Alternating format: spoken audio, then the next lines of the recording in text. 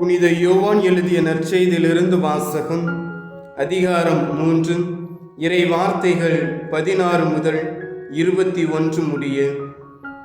இயேசு நிக்கோதேமிடம் கூறியது: தம் ஒரே மகன் மீது நம்பிக்கை கொள்ளும் எவரும் அழியாமல் நிலைவாழ்வு பெறும் பொருட்டு அந்த மகனையே அளிக்கும் அளவுக்கு கடவுள் உலகின் மேல் அன்பு கூர்ந்தார். உலகிற்கு தண்டனை தீர்ப்பு அளிக்க அல்ல, தம் மகன் வழியாக அதை மீட்கவே கடவுள் அவரை உலகிற்கு அனுப்பினார். அவர் மீது நம்பிக்கை கொள்வோர் தண்டனை தீர்ப்புக்கு ஆளாவதில்லை. ஆனால் நம்பிக்கை கொள்ளாதோர் ஏற்கனவே தீர்ப்பு பெற்றுவிட்டனர்.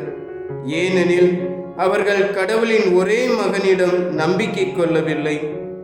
ஒளி உலகிற்கு வந்திருந்தும் தம் செயல்கள் தீயவனாய் இருந்ததால் மனிதர் ஒளியை விட இருளையே விரும்பினர். இதில்தான் அவர்களுக்கு எதிரான தண்டனை தீர்ப்பு அடங்கியுள்ளது. தீங்கு செய்யும் அனைவரும் ஒளியை வெறுக்கின்றனர், தங்கள் தீச்செயல்கள் வெளியாகிவிடும் என அன்றி அவர்கள் ஒளியிடம் வருவதில்லை. உண்மைக்கேற்ப வாழ்பவர்கள் ஒளியிடம் வருகிறார்கள். இதனால் அவர்கள் செய்யும் அனைத்தையும் கடவுளோடு இணைந்தே செய்கிறார்கள் என்பது வெளியாகும். ஆண்டவரின் அருள்வாக்கு. கிறிஸ்துவே உமக்கு புகழ்.